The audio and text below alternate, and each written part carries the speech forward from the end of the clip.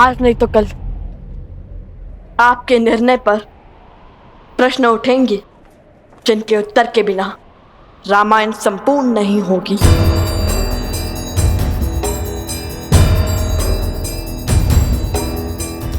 इस प्रश्न का उत्तर सीता के त्याग का केवल यही पीढ़ी नहीं, आने वाली हर पीढ़ी आभार मानेगी।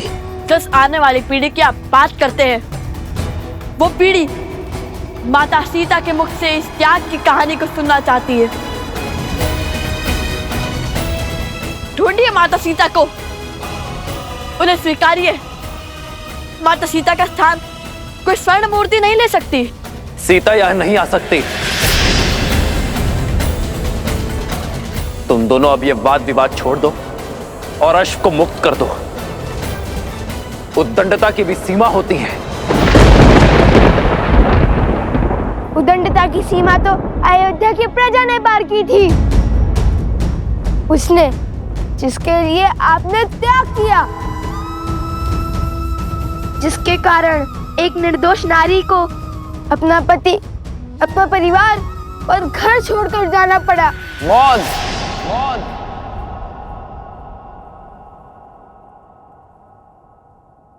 अश्व दो, अश्व दो, या फिर युद्ध के लिए सज्ज हो जाओ।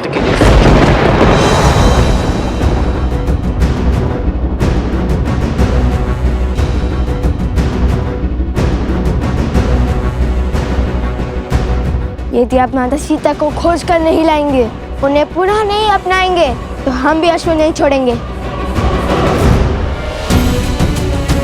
स्वर्ण की मूर्ति रख देने से प्रेम सिद्ध नहीं हो जाता। माता सीता के हाथों आहुति दिलवाकर कीजिए रामायण संपूर्ण, अन्यथा उठाइए अस्त्र। हम युद्ध के लिए सज्ज हैं।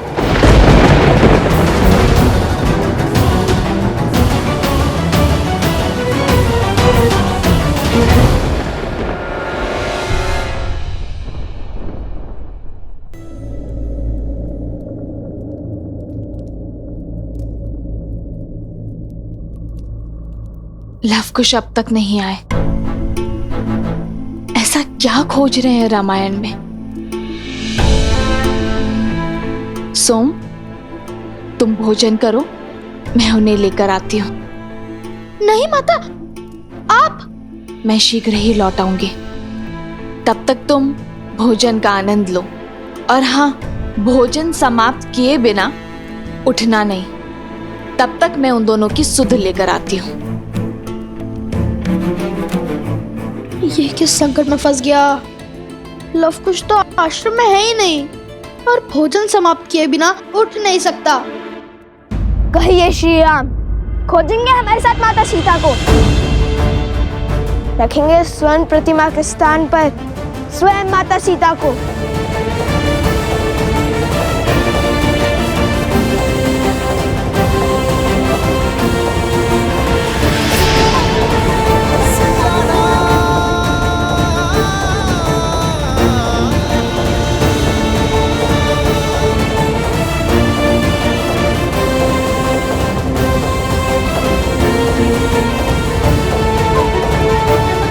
मैं तुम दोनों को क्षमा कर सकता हूं,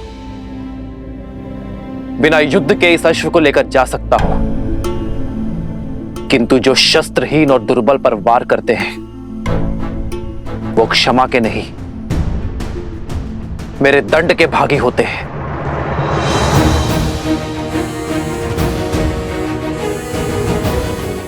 क्या? शस्त्रहीन और दुर्बल?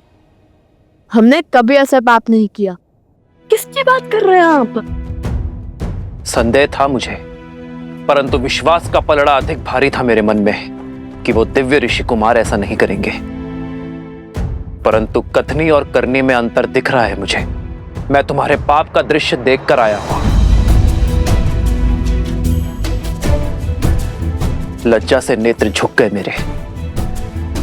अपनी शक्ति का प्रदर्शन करने के लिए तुम दोनों ने पूरे गांव को भस्म कर दिया।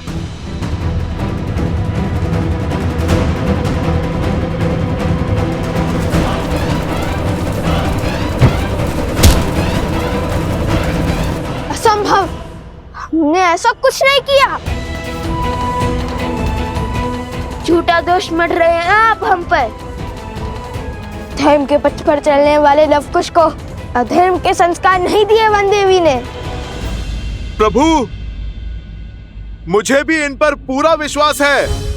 ये दोनों ऐसा घोर अपराध नहीं कर सकते। इनके चरित्र और संस्कार ऐसे नहीं है प्रभु।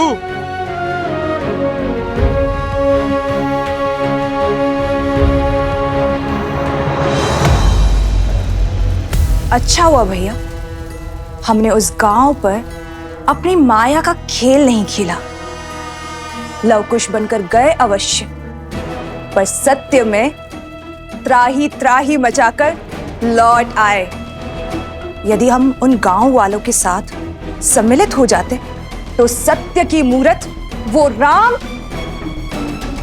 क्षण भर में हमें पहचान लेता। अब जो बीज बोया है उसका फल पकते हुए देखना है। शीघ्र ही राम का क्रोध हर सीमा लांघ जाएगा।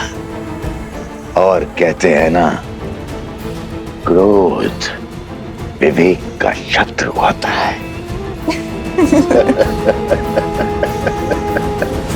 श्री राम, आपको अवश्य ही कोई अनुचित सूचना मिली है। यदि अविश्वास है, अब भी हमारे से धड़ से अलग कर दीजिए। आपसे जीतना तो वैसे भी असंभव है हमारे लिए, किंतु माता सीता के सम्मान के लिए यह युद्ध अंतिम श्वास तक लड़ेंगे हम।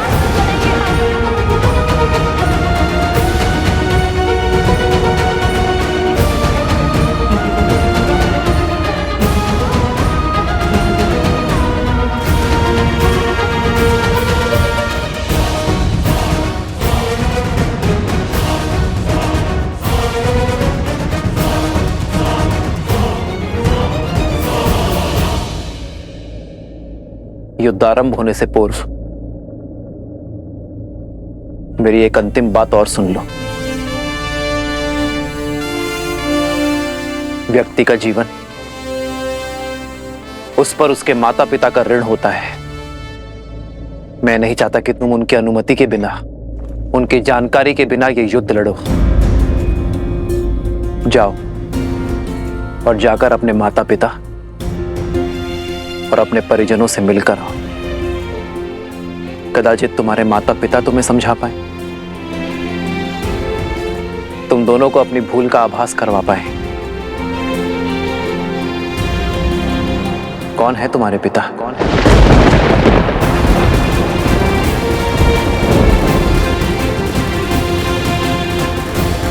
लवकुश मेरे ही पुत्र हैं, श्री राम के तने, रघुकुल के वंशज।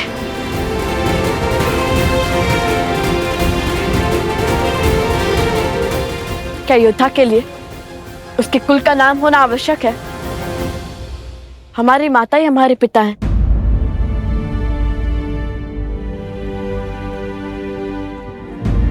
उन्होंने कभी हमें पिता की कमी आभास होने नहीं दी।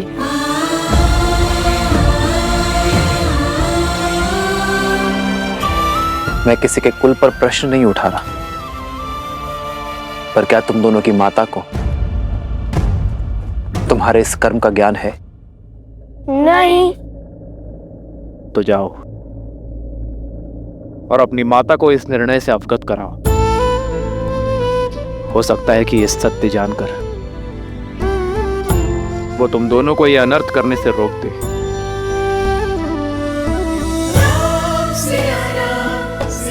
जाओ बालकों।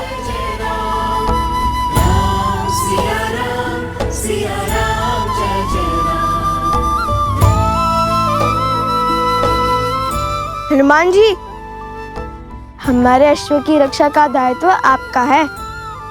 वचनबद्ध हैं आप। राम सिया राम जय जय राम।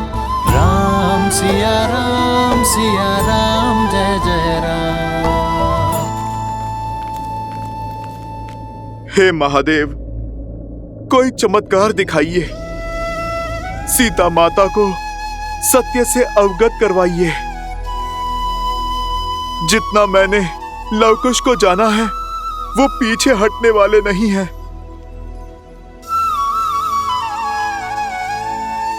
महादेव, अब तो आपके ही अंश श्री राम भक्त हनुमान ने गुहार लगाई है। आप तो नियति का खेल बदल सकते हैं ना। सीता को सत्य का ज्ञात कराइए, अन्यथा एक पिता अपने पुत्रों के अंत का कारण बन जाएगा। ये तो आप भी जानते हैं ना कि लव और कुश श्री राम से नहीं जीत पाएंगे। यदि ये युद्ध हुआ तो श्री राम लव कुश को मार देंगे। महादेव, आप मौन क्यों हैं? कुछ कीजिए महादेव। अरे माता, कहाँ चल रहे हैं आप? बाहर संकट है, आपने तो कहा था। हाँ, वो मैं। आप तो लवकुश को खोजने निकली थी ना? हाँ, कहाँ है लवकुश? अरे हाँ, वो तो अध्ययन कक्ष में है ना, रामायण के अध्ययन में। मैं उन्हें देखकर आती हूँ। हाँ, वही होंगे, और कहाँ जाएंगे?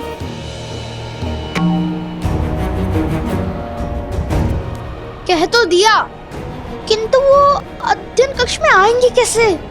आज हर भेद खुल जाएगा।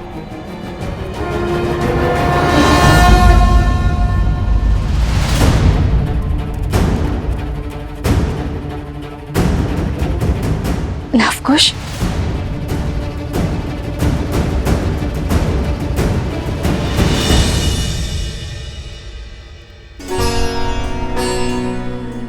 मारे गए।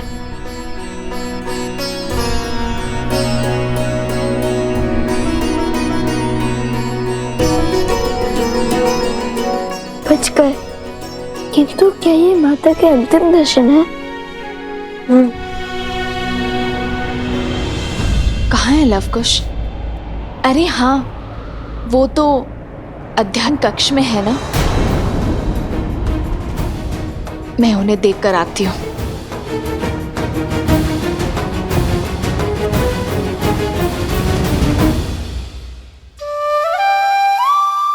बाल बाल बचा भी इसी क्षण निकल जाता हूँ, अन्यथा ये सियाराम के लाल मुझे पुनः फंसा देंगे। क्या बात है, आज इस समय रामायण अध्ययन का विचार कैसे आया? रामायण रामायण तो एक भाव है माता, कभी भी खर कर जाता है। मन में जो प्रश्न व्याकुल किए हुए थे, उन्हीं का उत्तर ढूंढ रहे थे। कैसा प्रश्न? जिस निर्णय ने मर्यादा पुरुषोत्तम प्रभु श्री राम पर लांछन लगाया, उन्हें कलंक का भागी बनाया, राम सिया को भिन्न किया, और आप इतने विश्वास के साथ कैसे कह सकती है माता कि इस निर्णय में माता सीता की भी सहमति थी? यह निर्णय माता सीता का ही था। राम सीता का त्याग नहीं कर सकता। किंतु राम सीता का त्याग नहीं कर रहा है। महाराजा राम महारानी का त्याग करना होगा। हम दोनों अपने राज्य का परित्याग कर देंगे तो ना ही कोई प्रश्न उठेंगे और ना ही कोई उत्तर की अपेक्षा करेंगे। हम दोनों नहीं, केवल मैं आ रहा हूं, जिसने रामायण को ध्यान से पढ़ा है, उसके हर एक शब्द को समझा है, उसे इतना भान तो होना ही चाहिए। रामायण जैसे महाकाव्य को पढ़कर भी जो श्री राम और सीता को ना समझ पाया, तो वो तो अभागा हुआ ना। जो श्री राम पर संदेह करते हैं, वो ये भूल जाते हैं कि श्री राम ने जो भी किया वो अपने दायित्व के निर्वहन के लिए किया, एक राजा होने का कर्तव्य निभाने के लिए किया। सिया राम एक दूसरे से दूर हुए तो समाज के कल्याण के लिए, जैसे जब पहली बार उन दोनों का साथ छूटा, तब संसार ने रावण जैसे पापी दुष्ट से मुक्ति पाई। और यदि इस बार उन दोनों ने अलग होने का निर्णय लिया है, तो इस धरती से रावण रूपी सोच का अंत करने के लिए लिया है। इस संसार में स्त्रियों और पुरुषों का स्थान एक समान करने के लिए किया है। अलग हुए नारियों को समान अधिकार दिलाने के लिए। जो रामायण की पवित्रता पर संदेह करते हैं, वो अभागे हैं, अबोध है। उन्हें श्री राम के संपूर्ण अयान को समझने की आवश्यकता है, जो समय आने पर स्वयं ज्ञात हो ही जाएगा। कदाचित आप उचित कह रही हैं माता। तो क्या आपके कथन का अर्थ है कि माता सीता और प्रभु श्री राम अब कभी नहीं मिलेंगे?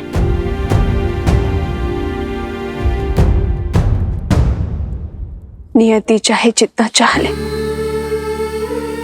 धरती को आकाश से दूर करने का, किंतु क्षितिज में जाकर सांझ का मंद तेज दोनों को एक कर ही देता है। हाँ, मैं ये नहीं जानती कि सिया राम के जीवन में वो सांझ कब आएगी? माता, वो समय हम लाएंगे जब प्रभु श्री राम और माता सीता फिर से एक होंगे। क्षितिज, हम करेंगे रामायण संपूर्ण।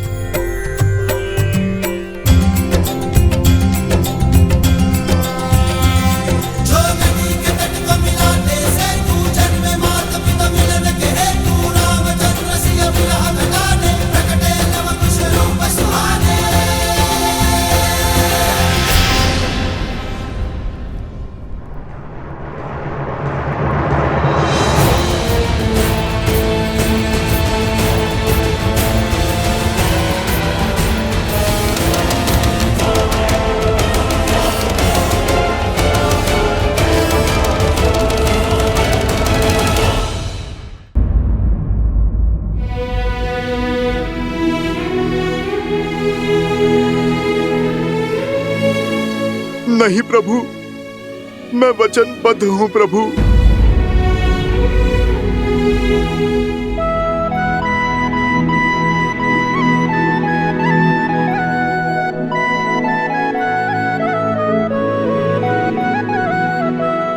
मैं तुम्हें वचन तोड़ने के लिए बाध्य नहीं करूंगा हनुमान।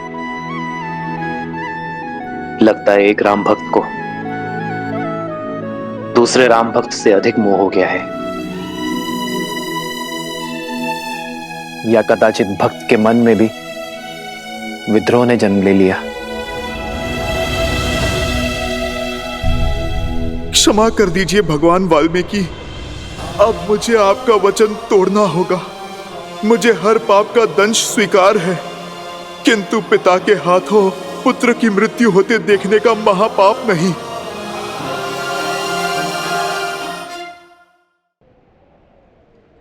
प्रभु, वो लवकुश साधारण ऋषि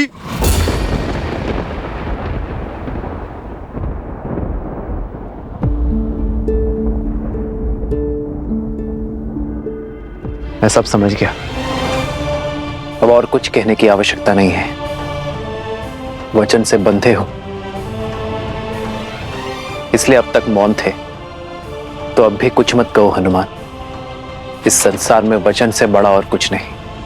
किंतु प्रभु, आपका जानना आवश्यक है। प्रभु, वो बालक यहाँ है। हम लौट आए।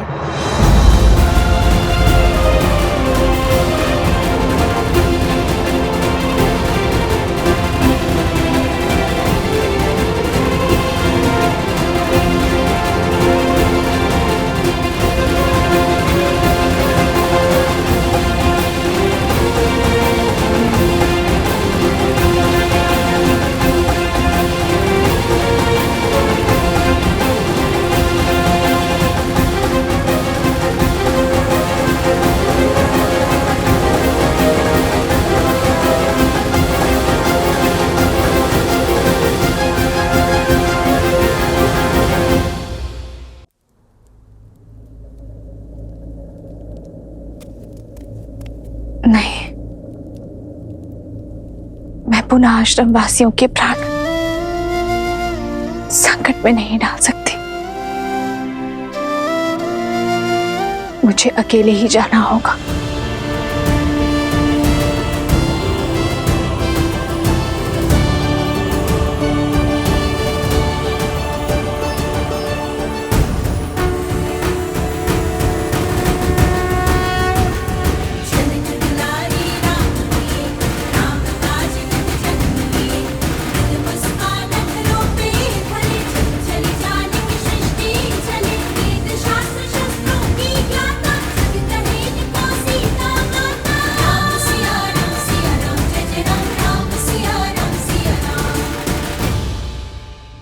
लवकुश, आपने अपनी माता को सत्य बताया?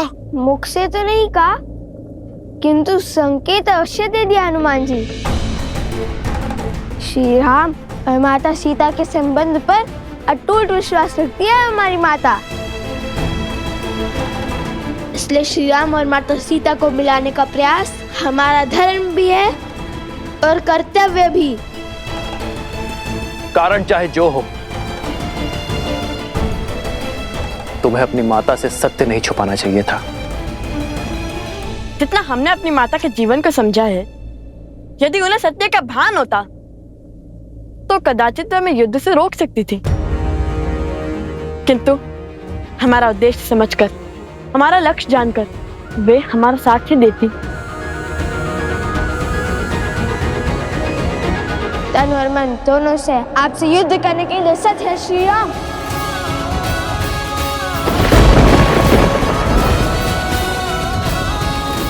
अश्व पकड़कर जो चुनौती ली है, उससे पीछे नहीं हटेंगे लवकुश।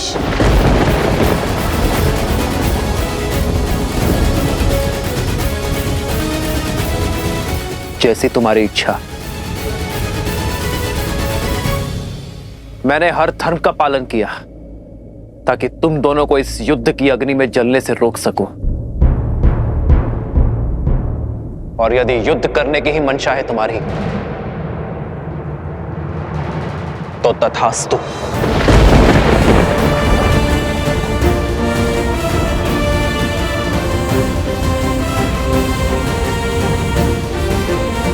माता, कहाँ हैं आप? पुत्र और पिता दोनों एक दूसरे पर शस्त्र तानने को तत्पर हैं। आ जाइए माता और रोक लीजिए इस विनाश को।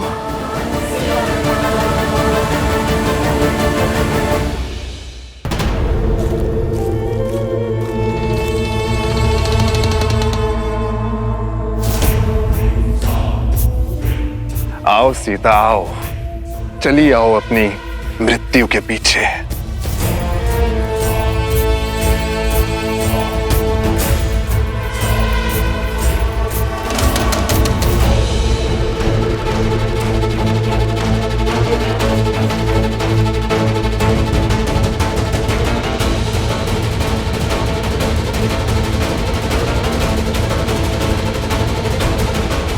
ये भक्षण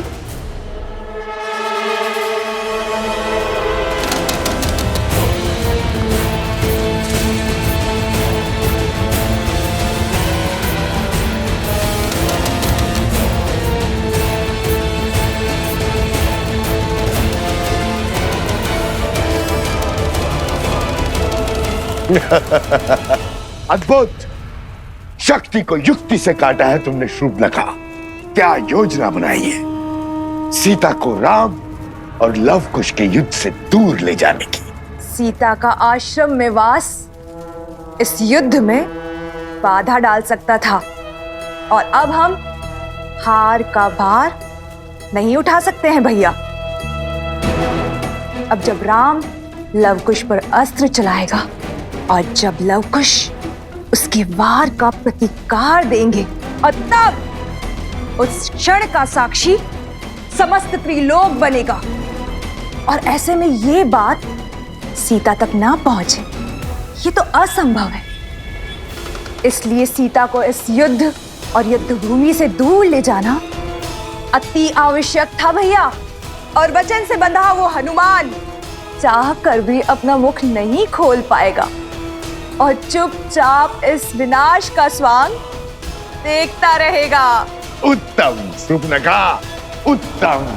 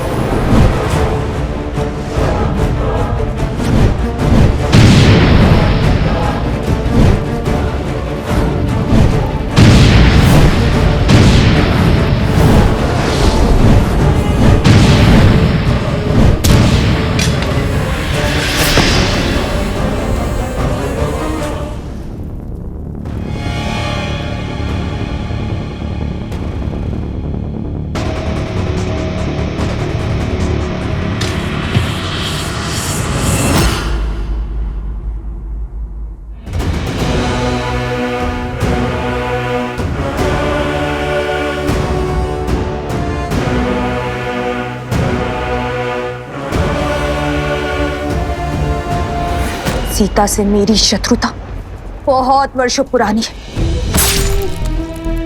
बहुत गहरे घाव दिए हैं उसने मुझे।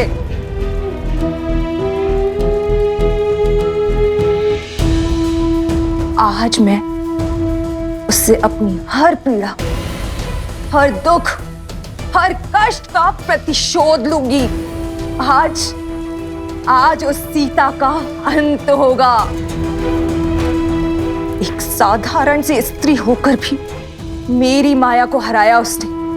मेरे तिरस्कार का कारण बनी वो। मेरे कुल को लील गई और मेरे भ्राता को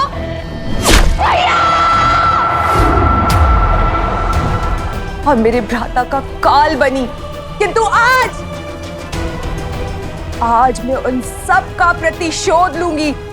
आज उसकी मृत्यु के साथ हमारी इस शत्रुता के अध्याय का भी अंत होगा।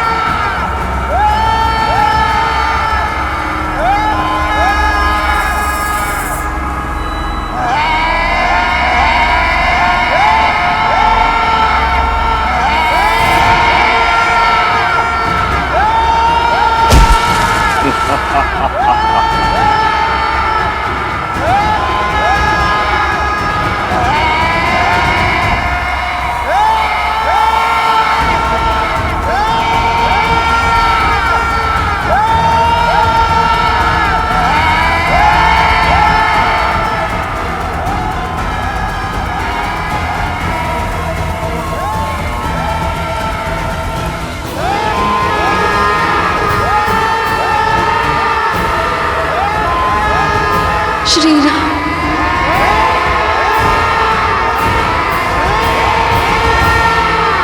आज हमारी चाल केवल राम सिया की नहीं बल्कि समस्त रघुवंश का अंत कर देगी। रघुवंश के विनाश का शंखनाद हो चुका है भैया। और अंत के इस अध्याय का आरंभ हो चुका है। रघुकुल ने सदा ही ऋषि मुनियों के हर कार्य को सिद्ध किया है। उनके पूजा पाठ को सुरक्षा का कवच दिया है। रघुकुल का एक भी तीर किसी ऋषि के विरुद्ध नहीं चला है। किसी मुनि के तन को छलनी नहीं किया है। और यदि मैं राजा होकर यह युद्ध लड़ूंगा तो न्याय की हानि होगी।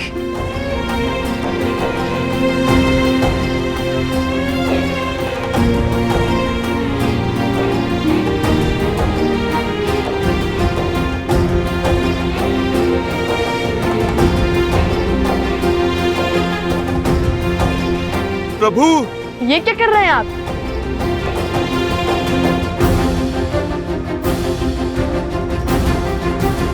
राजा के आभूषण उसकी पहचान होती है, आप ये क्यों उतार रहे हैं? राजा, तुम्हारी दृष्टि में जो अपराधी है वो राजा राम नहीं, सीता का पति राम है। और एक पति का सीधा संबंध उसकी पत्नी के साथ होता है। जिसकी पत्नी वनवासी है, श्रृंगार और आभूषण धारण नहीं करती, तो तुम्हारे प्रश्न और प्रहार का उत्तर देते हुए ये पति भी ये आभूषण धारण नहीं कर सकता। और दूसरी बात, शास्त्रों के अनुसार एक राजा का ऋषि कुमारों से युद्ध करना वर्जित है, किंतु ऋषि कुमारों में द्वंद्व संभव है। तो इसलिए आज ये राजा राम कुछ समय के लिए अपना राजसी रूप त्याग कर एक वनवासी की भांति युद्ध लड़ेगा। श्री राम श्री राम श्री राम श्री राम श्री राम श्री राम श्री राम श्री राम। ना पिता को सत्य का भान है और ना ही पुत्रों को। पिता को ये नहीं पता कि वो अपने ही वंश को लील रहे हैं, और पुत्रों को ये आभास नहीं है कि वो जिन पर बाण ताने खड़े हैं वो उनके ही पिता हैं। कदाचित सत्य का ज्ञान इस युद्ध को टाल सकता है। कम से कम ये प्रयास तो कीजिए कि सत्य उन तक पहुंच सके। सत्य उचित समय आने पर ही सबके समक्ष उजागर होता है देवी, और जो समय से पूर्व ही सत्य को सबके सामने लाने का प्रयास करता है वो नियति के लक्ष्य में बाधा उत्पन्न करता है। आवश्यक नहीं कि समय सदैव आपके पक्ष में हो, क्योंकि सत्य और समय कभी साथ साथ होते हैं तो कभी भिन्न। श्री राम और लवकुश के मध्य होने वाले इस युद्ध को भी स्वयं समय ने ही चुना है। स्वयं समय ने ही साक्षात नारायण को इस दुविधा में डाला है कि वो इस परीक्षा की घड़ी का सामना करे। ये द्वंद्व आने वाली पीढ़ियों को ये संदेश देगा कि परीक्षा की घड़ी आने पर, दुख की घड़ी आने पर उससे लड़ा नहीं जाता, उसे काटा जाता है। और सीता, उनका क्या महादेव? वो तो सूर्पनखा और सहस्त्र रावण के पाश में फंसी है। कहीं जो काम शक्ति नहीं कर पाई वो युक्ति ना कर दे। नहीं नहीं महादेव, सीता को कुछ नहीं होना चाहिए।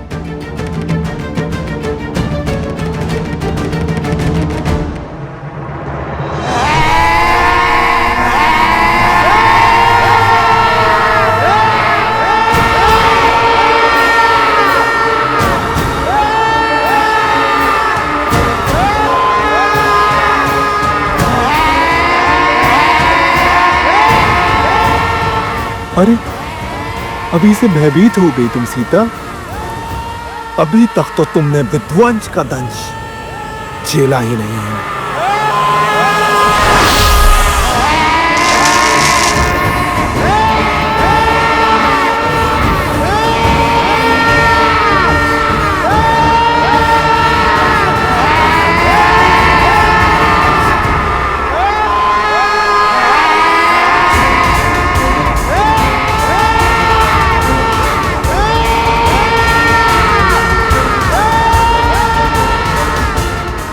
डालो बानासुर, अंत कर दो इस सीता का। इसके साथ ही रामायण की गाथा और उसकी संपूर्णता की कथा का अंत हो जाएगा भैया।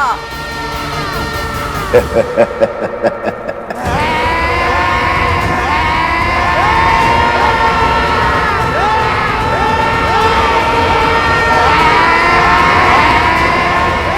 दीवारें तो मेरी समीर पा रही है।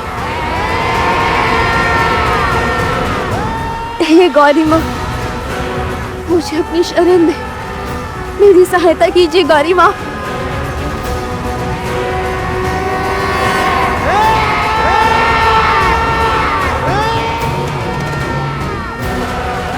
रक्षा करे माँ गौरी, रक्षा करे।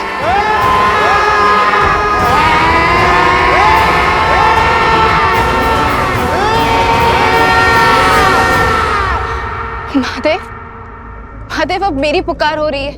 आप समय से विवश हैं और मैं भक्त की पुकार से। किंतु मैं क्या करूं?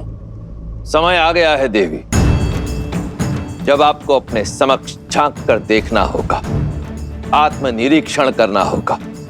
यही समय की मांग है, आपके लिए भी और देवी सीता के लिए भी। मैं कुछ समझी नहीं।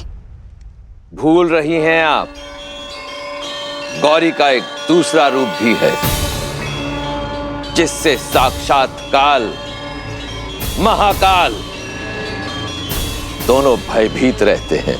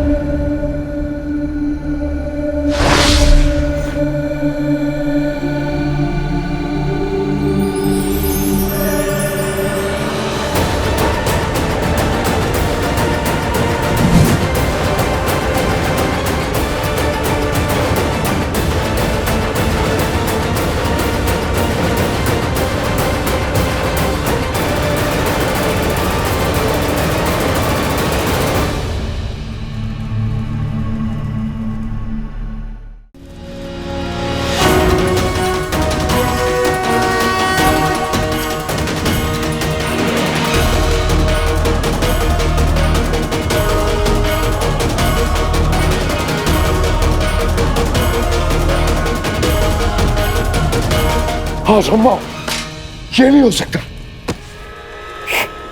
ये नहीं हो सकता।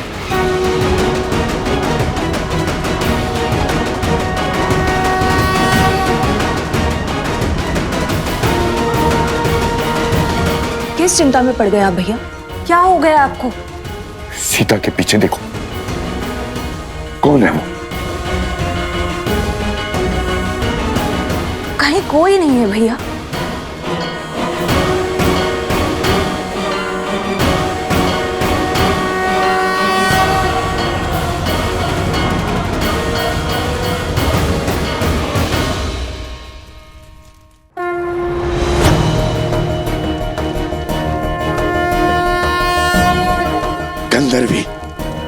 गंधर्वी चंचलाक्षी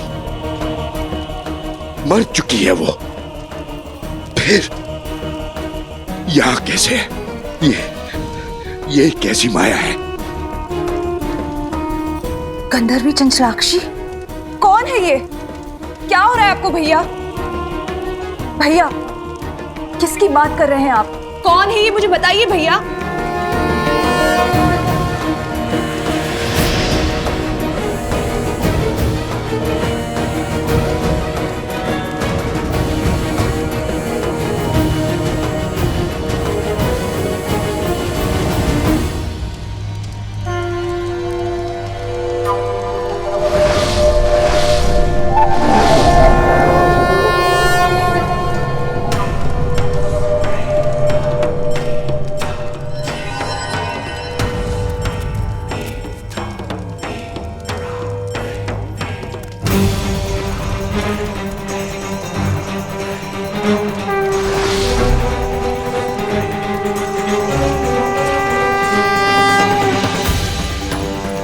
असंभव। चंचलाक्षी लौट कर नहीं आ सकती। नहीं! क्या हुआ? श्री राम रुक क्यों गए? हम पर प्रहार क्यों नहीं कर रहे हैं? कदाचित वो हमारे प्रहार करने की प्रतीक्षा कर रहे होंगे। तो चलिए भैया, माता का नाम लेकर भौमास्त्र से युद्ध आरंभ करते हैं। भूमि देवी की शक्ति हमारे साथ होगी। सच और सोच का द्वंद्व अनोखा, राम विरुद्ध है राम के नंदन, मोड़ अनोखा आया है कैसा, युद्ध न जाए पिता चाहे रघुकुल का मान, सूत चाहे सीता सम्मान। ये क्या कर बैठे लवकुश? ब्रह्मास्त्र की काट तो ब्रह्मशिरा अस्त्र है, और यदि प्रभु ने ब्रह्मशिरा का आवाहन किया तो लवकुश का ही नहीं, बहुत से जीवों का संहार होगा।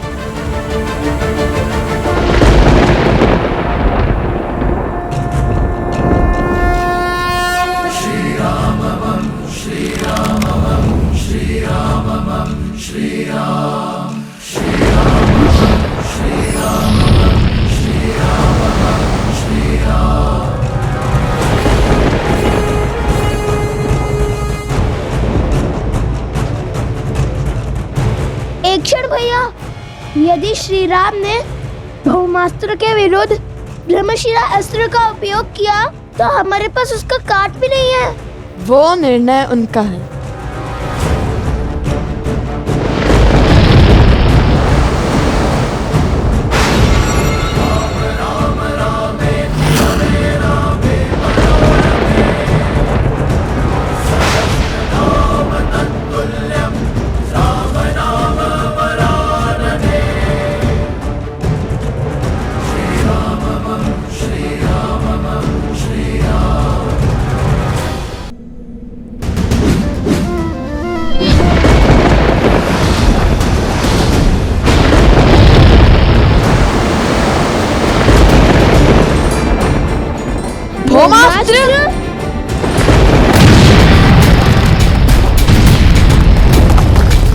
श्री रामचंद्र कृपालु भजु मन, हरण भव भय दारुण। महाराज के आगे अस्त्र की शक्ति नहीं, धर्म की शक्ति चलती है। अस्त्र चाहे कोई भी हो, महाराज के तप और त्याग के कारण हर अस्त्र की शक्ति 100 गुना बढ़ जाती है।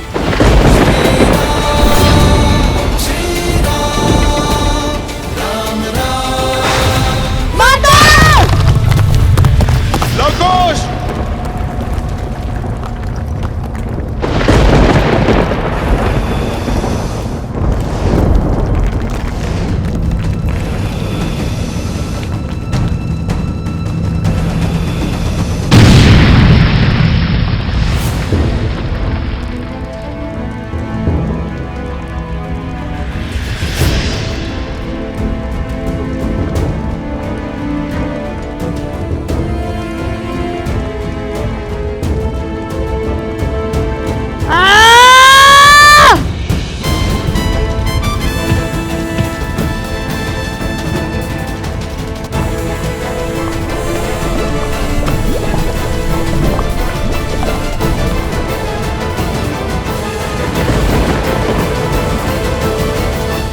प्रभु आप रुक जाइए, मत कीजिए ये अनर्थ।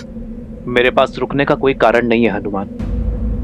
ये दो बालक अयोध्या के मान सम्मान को ध्वस्त कर रहे हैं, रामराज्य के स्वप्न का संहार कर रहे हैं। प्रभु, मैं भगवान वाल्मीकि के वचन से बंधा हूं, इसीलिए मैं आपको सत्य नहीं बता सकता, किंतु मैं आपको अवश्य इतना कह सकता हूं, ये जो घट रहा है उचित नहीं है प्रभु।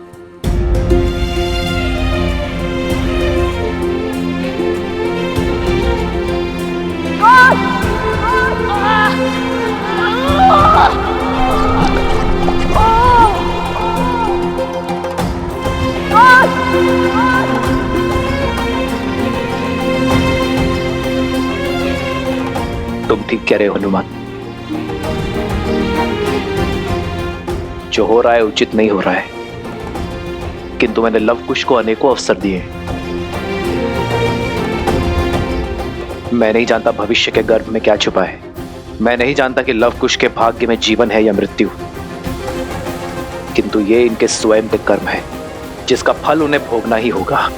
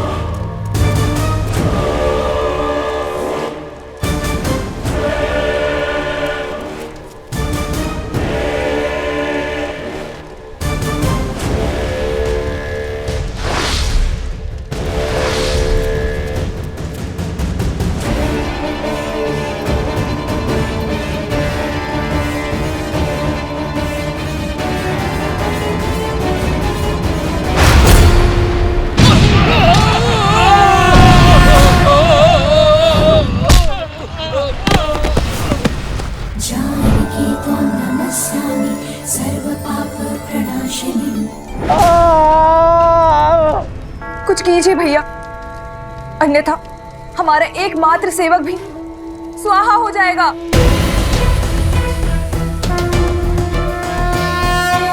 कुछ नहीं कर सकता मैं। ये चंचलाक्षी है। क्या हुआ है आपको भैया? कौन है ये चंचलाक्षी? कैसे जानते हैं आप इसे? क्या नाता है आपका उससे? बताइए भैया, उत्तर दीजिए भैया। कौन है ये चंचलाक्षी? क्या हो रहा है आपको भैया? भैया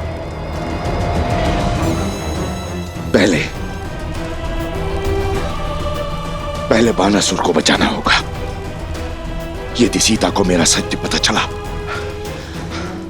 तो वो मेरी मृत्यु का भेद भी जान जाएगी।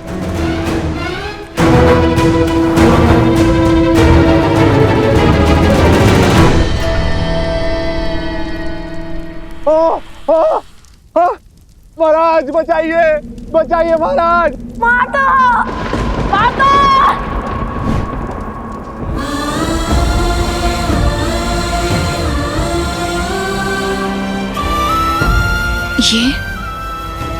ये सब माता। लवकुश, लवकुश, लवकुश, कहाँ हो तुम? कहाँ है लवकुश? लवकुश,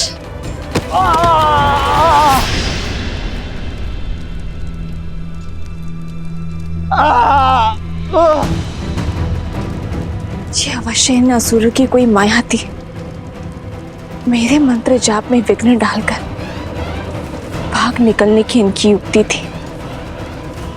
ये मेरे पुत्रों का स्वर नहीं था।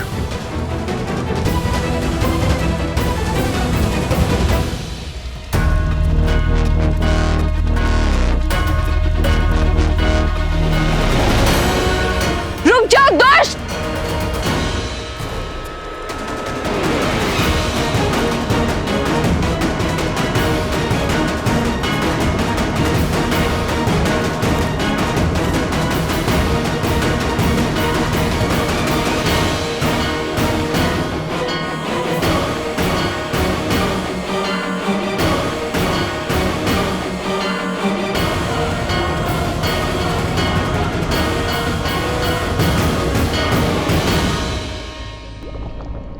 संभाल कर कुश, ये पत्थर तो खिसक रहे हैं।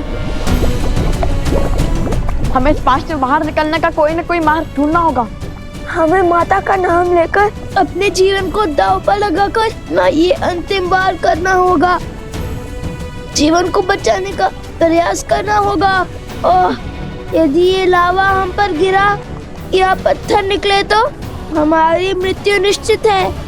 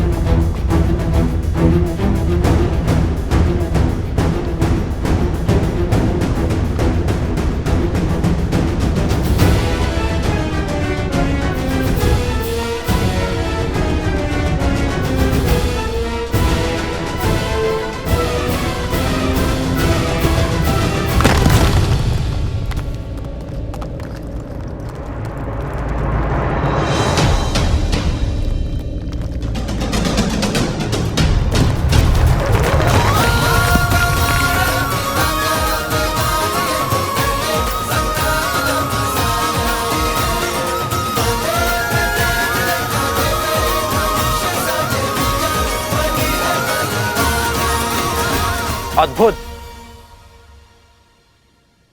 मैं जानता था तुम दोनों अवश्य लौटोगे। तो बताओ, मृत्यु के इतना समीप जाने के बाद क्या इच्छा है तुम्हारी? क्या आप भी मुझसे युद्ध करोगे? क्या समर्पण करोगे? बालकों, मान जाओ प्रभु की बात।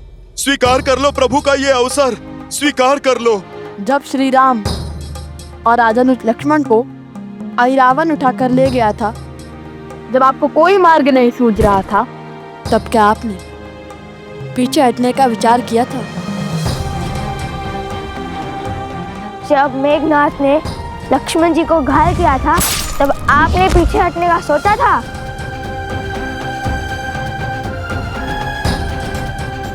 जिनके पास धर्म का साथ होता है, उन्हें पीछे हटने की कोई आवश्यकता नहीं होती। बालकों, आपको किसने कहा कि हमने अश्वरोग का धर्म किया है?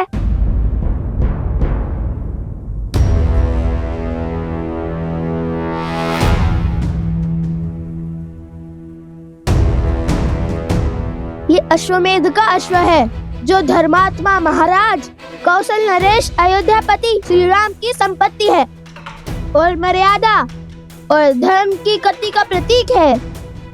जिसने भी इसे रोकने का साहस किया और अयोध्या की चतुरांगिनी सेना से युद्ध को आमंत्रण करेगा।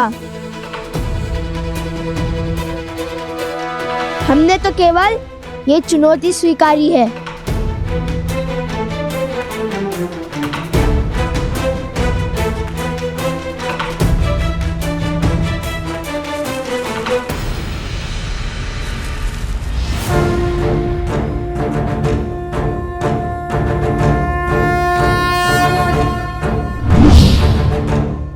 यदि चुनौती ली है तो उसे पूर्ण करने के लिए सच हो जाओ।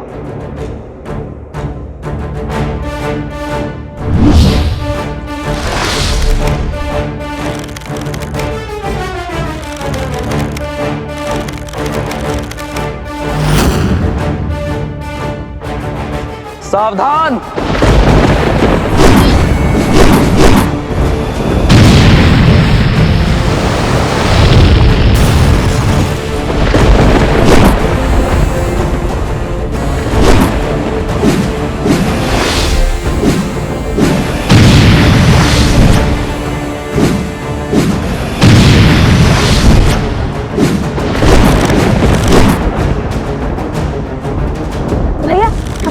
तो आधे मार्ग तक भी नहीं पहुंच पा रहे।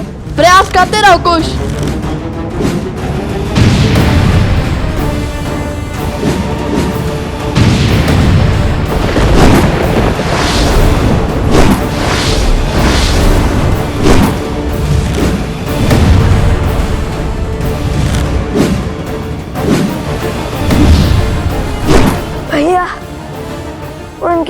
पर तो श्वेतक भी नहीं उभर रहे और यहाँ हम मन और संबल हारते जाते हैं। शब्द नहीं, हस्तक चलाओ कुश।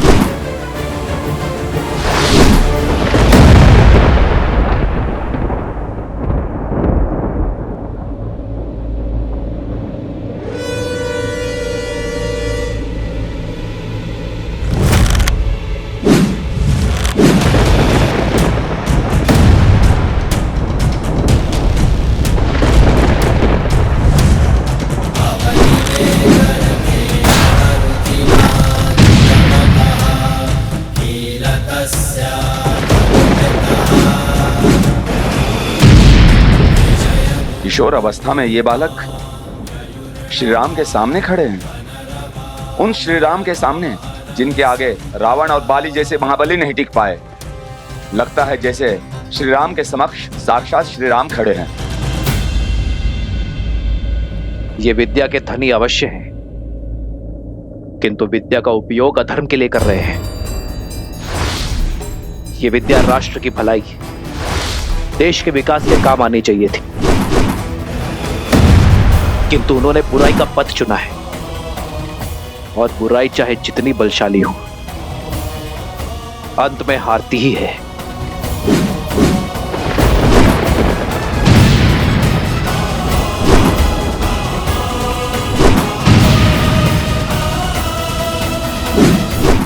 यह युद्ध आज समाप्त होकर ही रहेगा। या तो ये बालक आज अपना हट त्यागेंगे या फिर प्राण। रघुकुल रीत सदा चली आई, प्राण जाए पर वचन न जाई।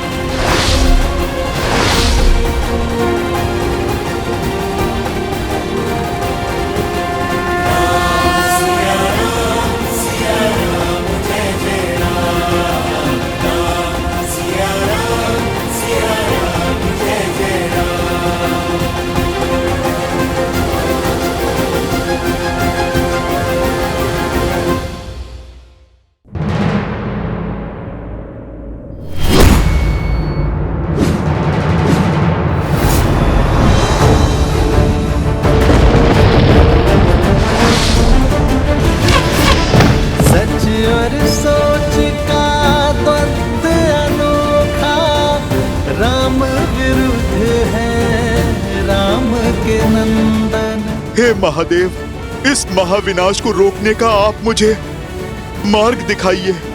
मेरे प्रभु और उनके वंशजों को इस अनर्थ से बचाइए महादेव।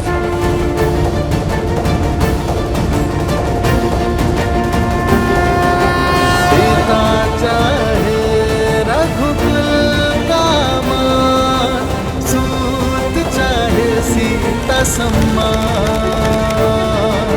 भावों का ये हद चित्र संग्राम, देव जगत क्या होगा परिणाम। श्री राम मम श्री राम मम श्री राम मम श्री राम, श्री राम मम श्री राम मम श्री राम मम श्री राम।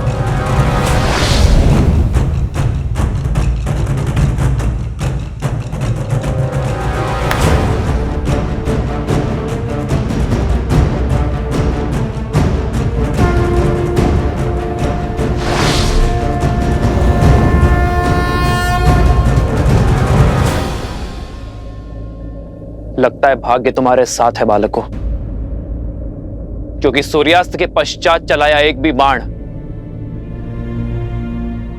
रघुकुल में युद्ध नियम के विरुद्ध होता है। आज एक सूर्यवंशी के विरुद्ध तुम्हारी ढाल साक्षात सूर्यदेव बनकर आए हैं। नियति तुम्हें अंतिम अवसर दे रही है बालकों। जाओ, जाकर अपनी माता को सत्य बताओ। यदि कल सूर्योदय होने पर तुम दोनों के हाथों में धनुष दिखे तो उसी क्षण हट और हटी दोनों का अंत कर दूंगा।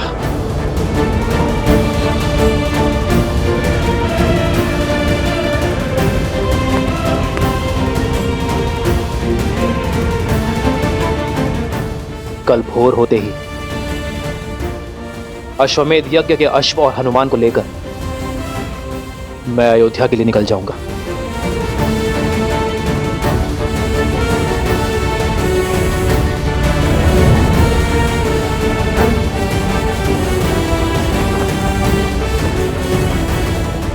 जाओ और जाकर हर भूल के लिए अपनी माता से क्षमा मांगो।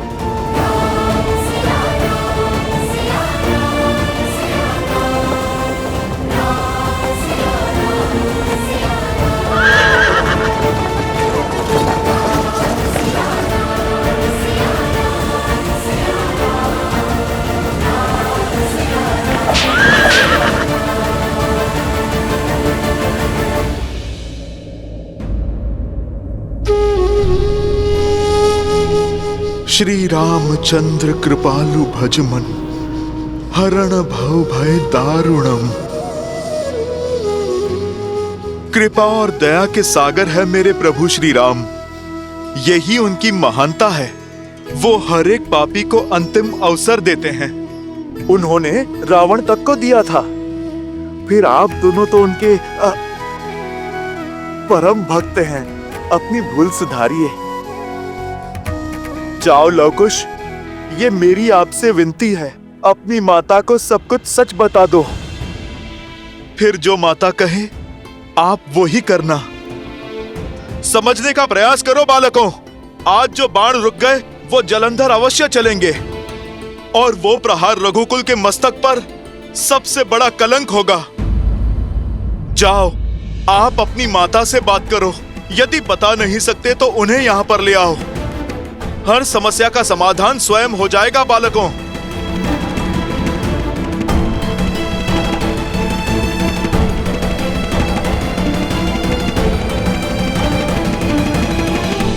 लवकुश की पुकार की माया से आपने बानासुर को बचा लिया, परंतु आप स्वयं किस माया में फंसे जा रहे हैं भैया? क्या नाता है आपका इस गंधर्वी चंचलाक्षी से? और सीता के पीछे आपको वो क्यों दिखाई दे रही है? मुझे तो कुछ नहीं दिखाई दे रहा है। ये घटना संकेत है शुभनखा, उस श्राप का। कहीं वो सीता उस श्राप को पूर्ण करने का माध्यम तो नहीं, जो श्राप मुझे गंधर्वी चंचलाक्षी ने दिया था। पहेलियां मत बुझाइए भैया, मुझे स्पष्ट रूप से बताइए कि किस श्राप की बात कर रहे हैं आप? मैंने अनेक वर्षों तक ब्रह्मदेव का तप करके उनसे अजर अमर होने का वरदान प्राप्त किया था। ये आशीष पाया था कि मुझे केवल स्त्री ही मार सकती है। मैं समझ गया था कि इस वर में अवश्य कोई छल छुपा हुआ है, इसलिए मैंने एक और वरदान मांग लिया कि मेरे सहस्त्र शिशु में सहस्त्र गुना कूटनीति और चालाकी भरी होगी। उसके बाद मैंने कई राज्यों पर अपना आधिपत्य स्थापित किया, परंतु मैं दशानंद रावण की तरह दिग्विजय नहीं बनना चाहता था।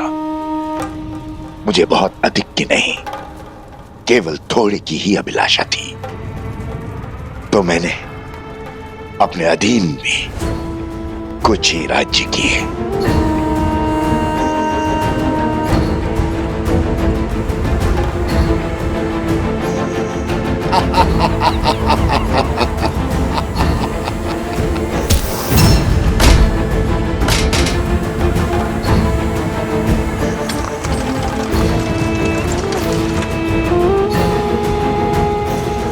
ये है हर किसी को अपने सामने झुकने पर विवश कर देने वाले सहस्त्र मुख।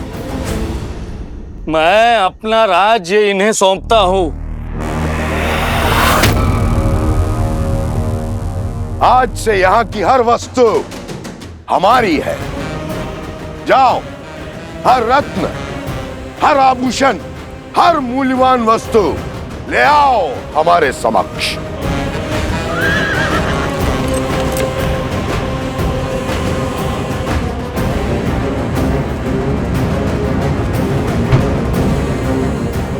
चलो सारथी।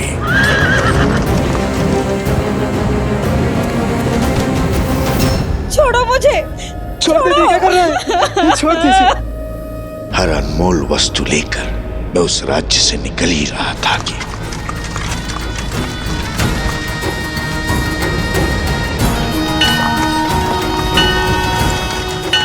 रुको सारथी।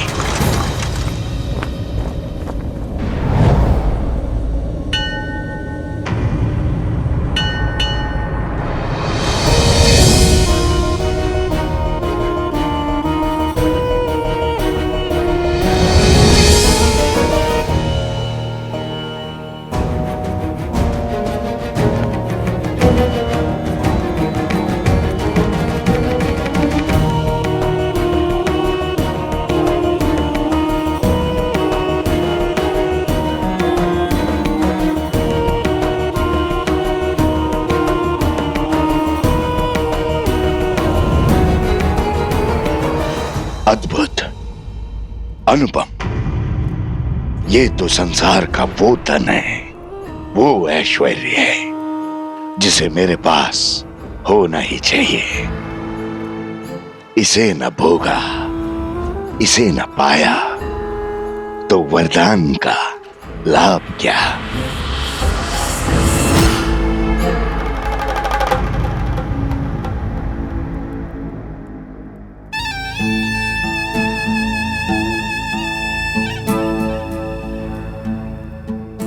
तप के लिए बहुत अनुचित स्थान चुना है सुंदरी।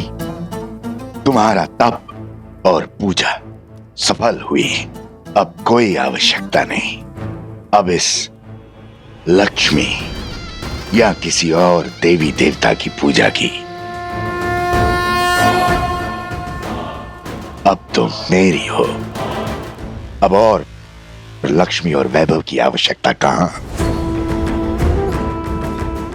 तुम्हें संसार का हर सुख दूंगा मैं, हर मनोकामना पूर्ण करूंगा।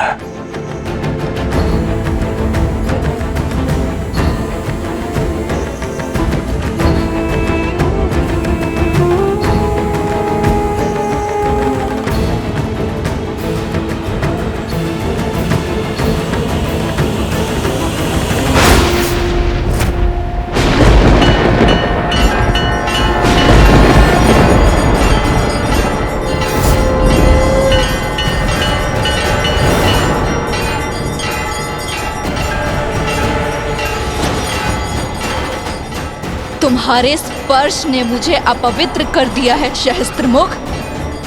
तुम्हारे मलिन मन का इस संसार में कोई स्थान नहीं। जिस शक्ति का तुमने अहंकार पाल रखा है वही तुम्हारे विनाश का कारण बनेगी।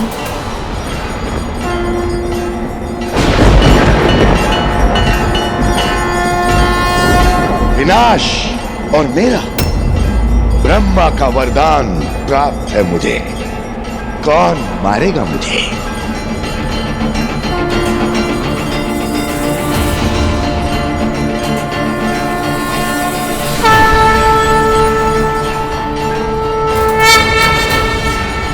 मैं गंधर्वी चंचलाक्षी, जिसके पावन तप को तुमने अपवित्र किया है, मैं तुम्हें श्राप देती हूँ।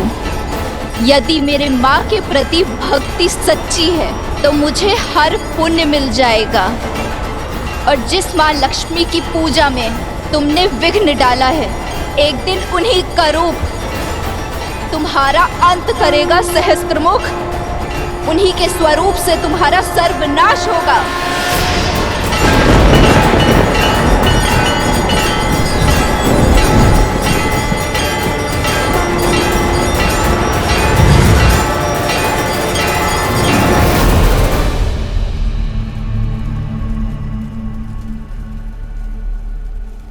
ये वही है जिसके बारे में चंचलाक्षी ने कहा था, मेरा अंत है ये। संसार को भ्रम के जाल में फंसाने वाले मेरे भैया आज स्वयं एक भ्रम से भयभीत हो रहे हैं। शांत हो जाइए भैया, ये वो नहीं है जो। ये वही है, ये वही है। और भय भ्रम से नहीं, श्राप से है मुझे। उसने कहा था कि लक्ष्मी धरती पे जन्म लेगी और फिर वो लक्ष्मी में समा गई थी। कहीं संसार का संदेह सत्य तो नहीं? कहीं सीता लक्ष्मी का रूप तो नहीं?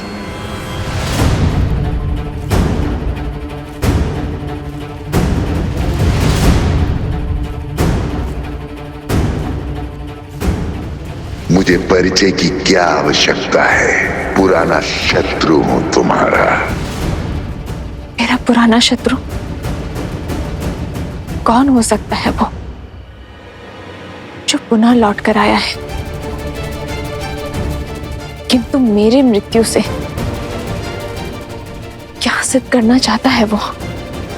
हो ना हो, ये बात जितनी छोटी लगती है उतनी है नहीं।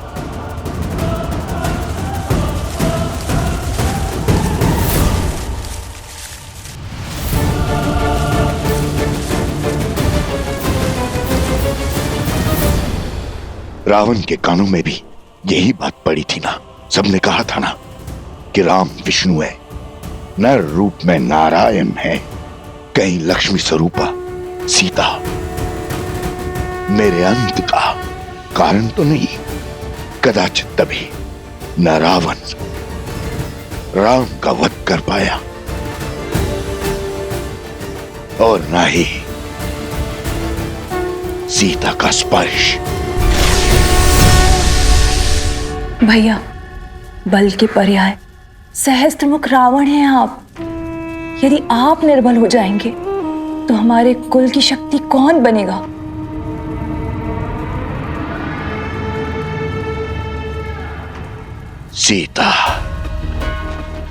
सीता के कारण पूरा राक्षस कुल समाप्त हो गया। सर्वशक्तिशाली दशानंद रावण मृत्यु को प्राप्त हो गया। मैं प्रहार की कोई परीक्षा नहीं दूंगा। मैं लक्ष्मी के समक्ष नहीं जाऊंगा। नारायण, श्री लक्ष्मी, विष्णु, ये सब ढोंग है भैया। अरे जीवन भर वन में भटकने वाले देवता नहीं अभागे होते हैं। अभागे। जो बात संसार नहीं समझा वो आपको समझनी होगी भैया। मानना होगा कि वो सीता एक साधारण सी स्त्री है। आप स्वयं सोचिए भैया, क्या ईश्वर के अवतार को भी क्या इतनी सारी परीक्षाएं देनी पड़ती हैं? इतने दुखों को भोगना पड़ता है? इतना असहाय होना पड़ता है? विजोग का विष पीना पड़ता है?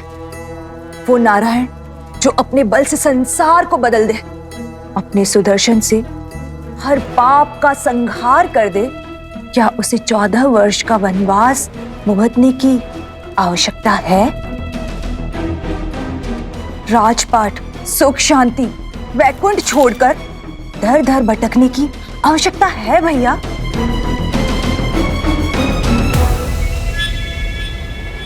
और जिसे आप लक्ष्मी समझ रहे हैं, जिसके भय से थर थर कांप रहे हैं, वो पूरे 1 वर्ष तक हमारे भैया की बंदी रही। यदि वो लक्ष्मी का रूप होती तो क्षण भर में तो लंका से अंतर्ध्यान हो जाती और एक वार से दशानन की हट को तोड़ देती। भ्रम को बल पर हावी मत होने दीजिए भैया, तनिक सोचिए। तो फिर सीता के पीछे मुझे उस चंचला की छवि क्यों दिखाई दी?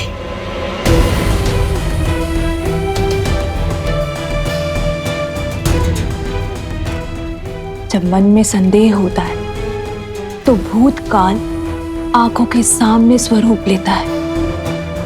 ये सब विचारों का खेल है भैया, और कुछ भी नहीं। इस अनर्थ का अर्थ खोजना बंद कीजिए भैया, और प्रहार का नाद आरंभ कीजिए भैया।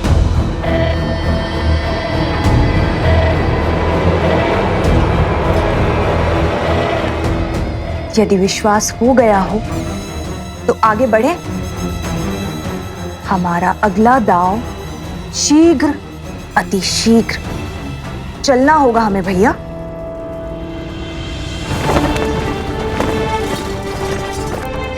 श्री राम,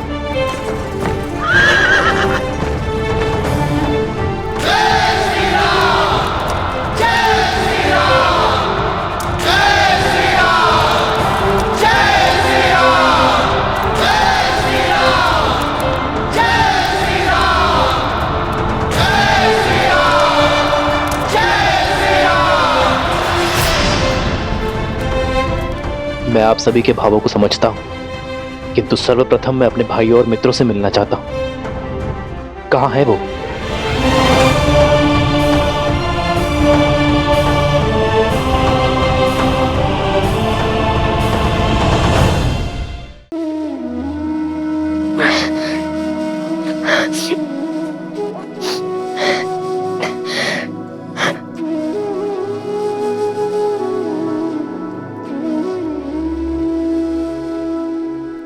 यदि कल सूर्योदय होने पर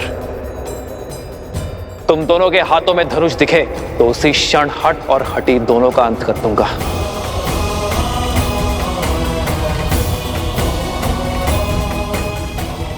कल भोर होते ही अश्वमेध यज्ञ के अश्व और हनुमान को लेकर मैं अयोध्या के लिए निकल जाऊंगा।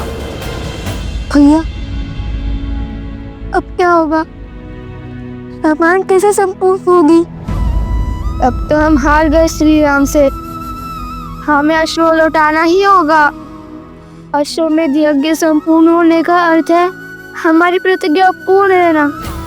वो प्रतिज्ञा जो हमने देवी सीता और श्री राम को साथ मिलवाने के लिए ली थी। यदि सिया राम ही साथ नहीं आएंगे तो राम राज्य कैसे आएगा?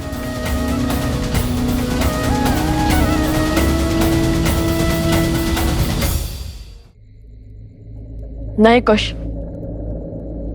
युद्ध अभिशेष है और हार जीत का निर्णय भी। आज जो भी हुआ वो अकल्पनीय है, इतिहास का भाग बन चुका। हमने श्री राम का सामना किया, उनकी शक्ति और उनकी आभा को ललकारा। कि जानते हुए भी हम पीछे नहीं हटे कि हमारे समक्ष रावण का संहार करने वाले श्री राम खड़े हैं। तुम ही बताओ, ऐसे शूरवीर कैसे हार सकते हैं? हमने आधा युद्ध जीत लिया है कुश। आज उनका केवल एक दाव उचित पड़ा है। स्मरण रहे, माता कहती है, धैर्यम सर्वत्र साधनम। भाग्य भी साथ साधने वालों का साथ देता है। कल हम पुनः श्री राम के समक्ष जाकर उनका सामना करेंगे।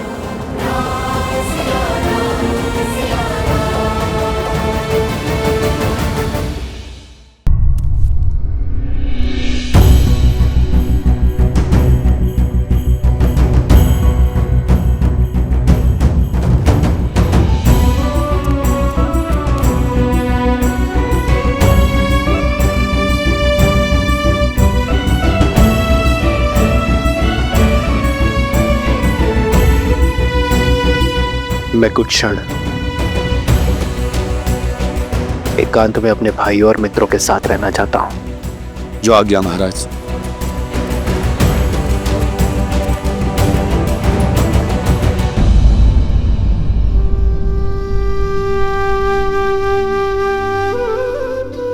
लक्ष्मण,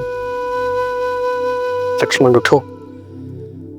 स्मरण रहे लक्ष्मण कि उन बालकों को कोई हानि नहीं होनी चाहिए। बालकों को हानि पहुंचाकर अयोध्या की सेना केवल लज्जित ही होगी।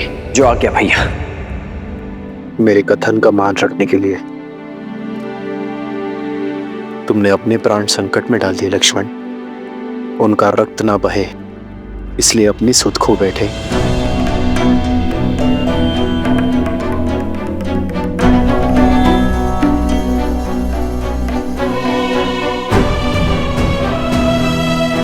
शत्रुघ्न,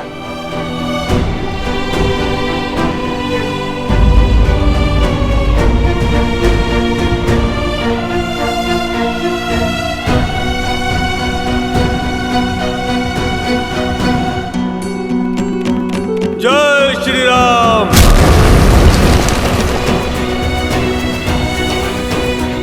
अपने भाई के पापों को पीछे छोड़ आपकी शरण में आया हूं प्रभु, मुझे स्वीकार कीजिए प्रभु। विभीषण,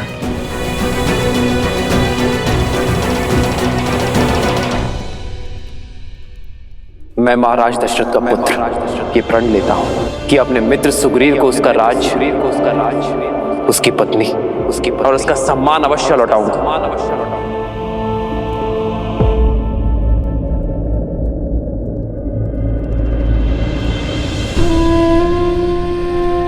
भरत, भरत मेरे भाई,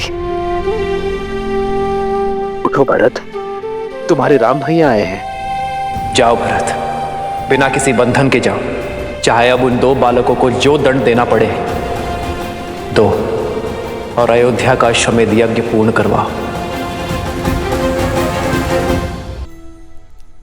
स्मरण रहे, माता कहती है, धैर्यम सर्वत्र साधनम। भाग्य भी साथ साधने वालों का साथ देता है। कल हम पुनः श्री राम के समक्ष जाकर उनका सामना करेंगे। किंतु सत्य तो ये भी है ना भैया, यदि आज सूर्यास्त नहीं हुआ होता तो हम जीवित नहीं होते। नहीं भैया, मैं भयभीत नहीं हूँ, मृत्यु का भय नहीं है मुझे। मैं तो केवल ये बात सोचकर व्यथित हूँ कि यदि आज हमें कुछ हो जाता तो माता का क्या होता। उन्होंने अपना पूरा जीवन अकेले बिता दिया, हमारे होने के आभास के साथ निकाल दिया, किंतु शेष जीवन किसके सहारे बिताती।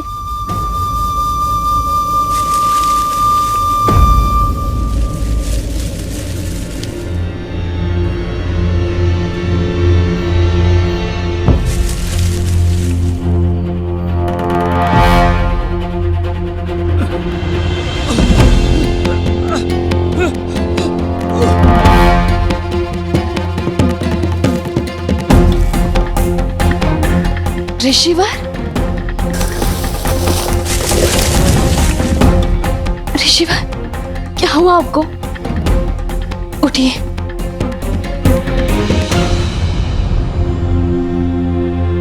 हे देवी, सहायता कीजिए। कुछ असुरों ने हमारे आश्रम में घुसकर हमारे सभी साधु संतों को बंधक बना लिया है, और जब मैं भागने लगा तो मुझ पर प्रहार कर दिया और इस दिशा में भेज दिया। किसी वन देवी को यह संदेश देने को कहा। वो कह रहे थे कि वन देवी उन्हें ढूंढ रही हैं और वो वहीं हमारे आश्रम में वन देवी की प्रतीक्षा करें। मुझसे और नहीं चला जा रहा था, शरीर घायल हो गया था, शरीर से रक्त बह रहा था, मैं यहीं झाड़ियों में गिर गया। हे देवी, आप ये संदेश उस वन देवी तक पहुंचा दीजिए। आप हमारे आश्रम को बचा लीजिए। आपने उचित व्यक्ति से ही सहायता मांगी है ऋषिवर। मैं ही हूं वन देवी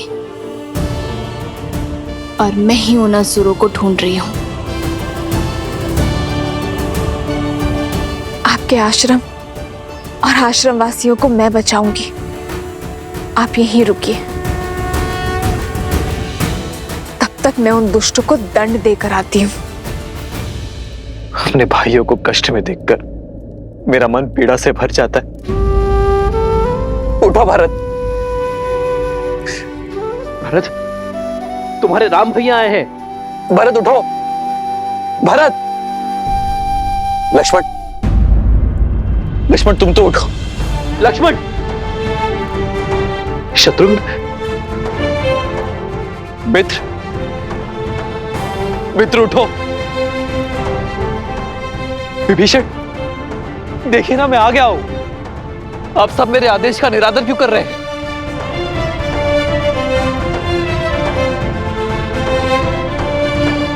अब सब शुभ होगा। तुम्हारे सम्मान को क्षति पहुंचाने वाले उद्दंडियों को दंड अवश्य मिलेगा। बस आप सब अपने नेत्र खोलिए, मुझसे बातें कीजिए। जितनी पीड़ा में आप सब हैं, उससे अधिक पीड़ा मैं उन्हें दूंगा।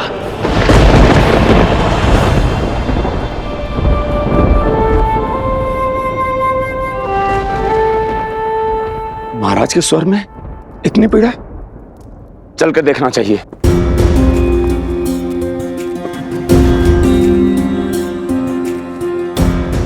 वैद्यराज, आप तो इतने दिनों से इनका उपचार कर रहे हैं, तो फिर ये ठीक क्यों नहीं हो रहे हैं? ऐसी कौन सी औषधि है जो उपलब्ध नहीं है? आप मुझे बताइए, मैं वो औषधि लेकर आऊंगा। आप बस इन्हें स्वस्थ कर दीजिए वैद्यराज। मेरे भाइयों, मेरे मित्रों को स्वस्थ कर दीजिए। महाराज, जिन अस्त्रों का वार इन पर हुआ है वो असामान्य अस्त्र है। हम उन्हीं अस्त्रों की काट खोज रहे हैं। इनकी सुध लौटाने के लिए हमें तनिक और समय चाहिए।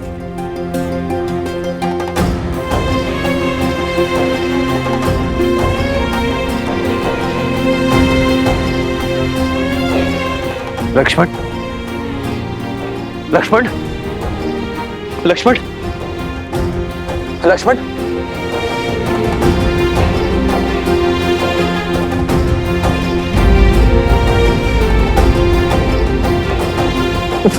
भरत,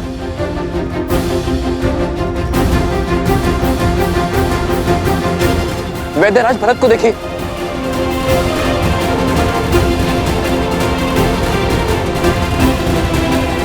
उपवैद्य, सभी जड़ी बूटियां अति शीघ्र ले आओ। इसी क्षण हमें इनके प्राण बचाने होंगे, अन्यथा अनर्थ हो जाएगा।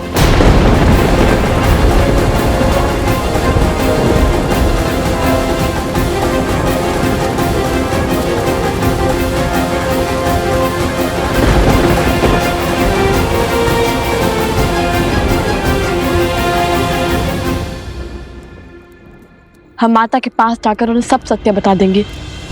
ये हमारे जीवन के अंतिम क्षण भी हो सकते हैं। कल सूर्योदय के साथ कुछ भी घट सकता है।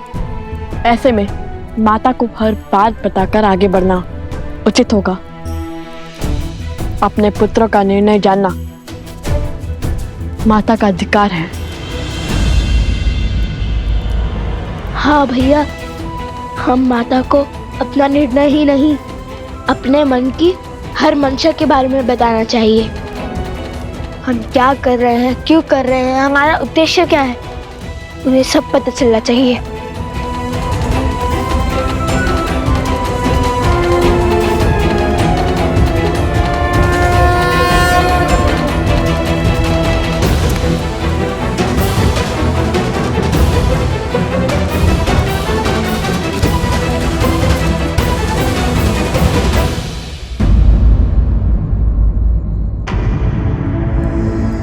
आओ सीता, भीतर आओ। वनदेवी, मुझे परिचय की क्या आवश्यकता है? पुराना शत्रु हूं तुम्हारा। ये स्वर, ये कंपन,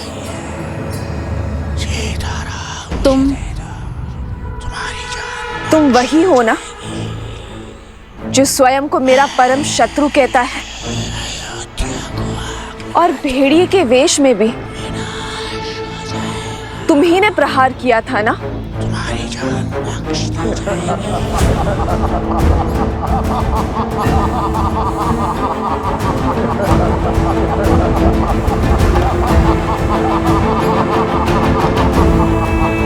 अद्भुत सौंदर्य के साथ साथ चतुर भी हो।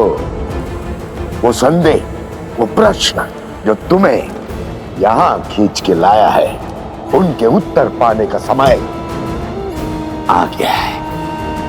आओ, पग आगे बढ़ाओ, आश्रम के भीतर आओ सीता।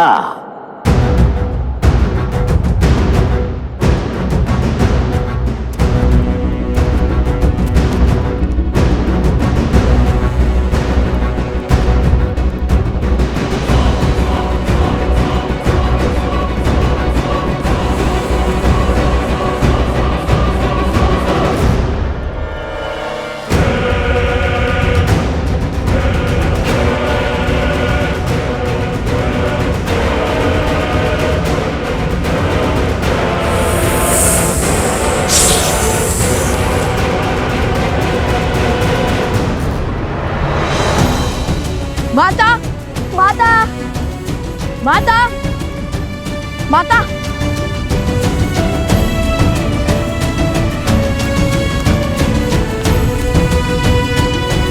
माता, माता, माता गई कहाँ? गुरु माँ को भी कुछ नहीं पता और ना ही कुमोदनी दीदी को। ऐसे बिना किसी को बताए माता का चले जाना स्वाभाविक तो नहीं है। माता, आप वहाँ हैं क्या? भैया, आप माता को वहाँ देखिए, मैं यहाँ देखता हूँ।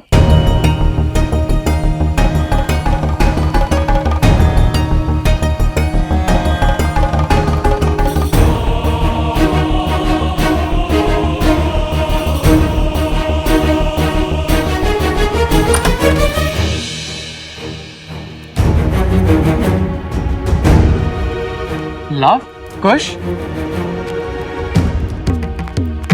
क्या हुआ? इतने चिंतित क्यों लग रहे हो? आपने माता को कहीं देखा?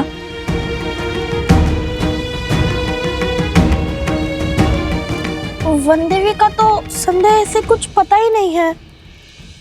आश्रम से बाहर निकली थी, भैया ने देखा था, तब से लौटी ही नहीं। क्या? माता संध्या से ही नहीं लौटी?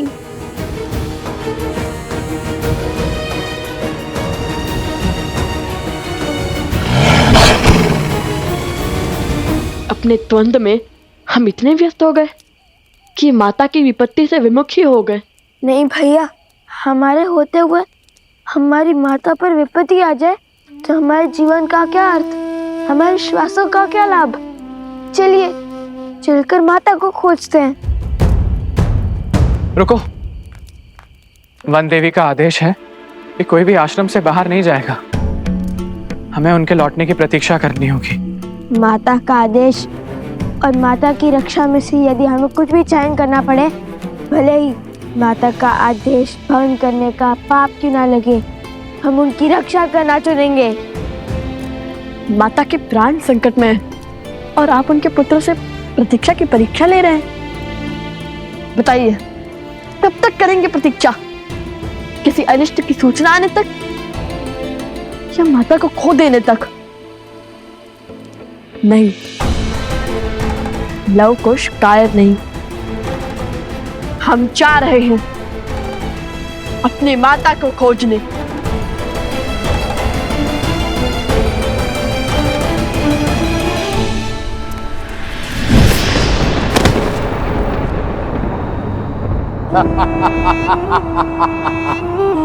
ये कैसी माया है? मेरी तनिक सी माया को नहीं पहचान पा रही हो सीता, तो मुझे क्या पहचानोगी? ये वही माया है जिसका उपयोग वर्षों से तुम्हारे परिवार के विरुद्ध करता आया हूं मैं। अब इसी माया से तुम्हारे पुत्रों के हाथों तुम्हारे पति के प्राण लेने हैं मुझे। बहुत पुराना प्रतिशोध पूर्ण करना है तुमसे। अपना बल दिखाने का प्रयास मत करना, अन्यथा एक चुटकी बजाते ही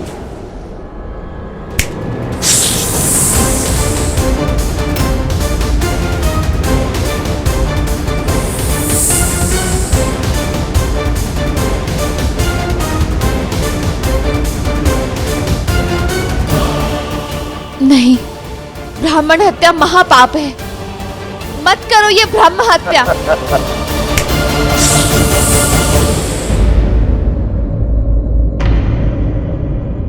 अभी भी मुझे पाप पुण्य का भेद समझा रही हो? ज्ञान देते देते दाव खेल जाना आता है तुम्हें, परंतु आज यदि तुमने कोई भी खेल खेला, कोई भी दुस्साहस दिखाने का प्रयास किया, तो जिस रघुकुल ने सदा साधु संतों की रक्षा की है, उसी रघुकुल की पुत्र वधू इन साधुओं की मृत्यु का कारण बनेगी।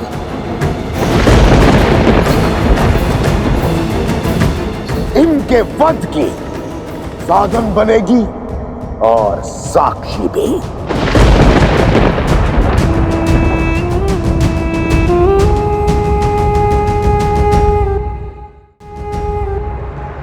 क्या चाहते हो तुम? क्यों मेरे कारण इन ब्राह्मणों को दंड दे रहे हो? यदि तुम्हारे प्रतिशोध की अग्नि तुम्हारे पीड़ा बुझा सकती है,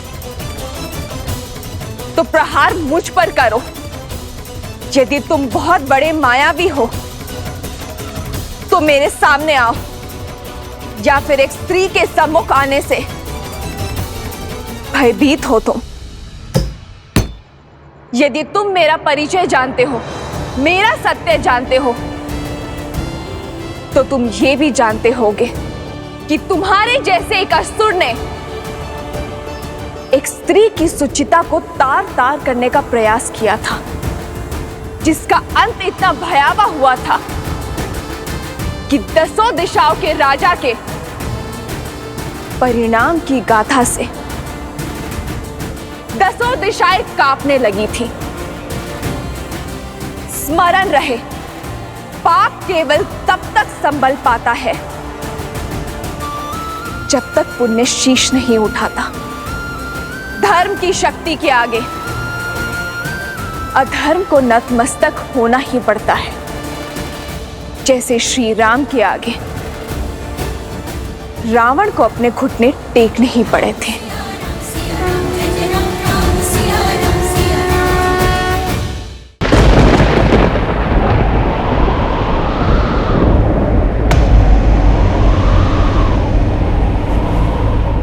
वो दशानंद रावण था, किंतु मैं सहस्त्रमुख रावण हूं। सहस्त्रमुख रावण।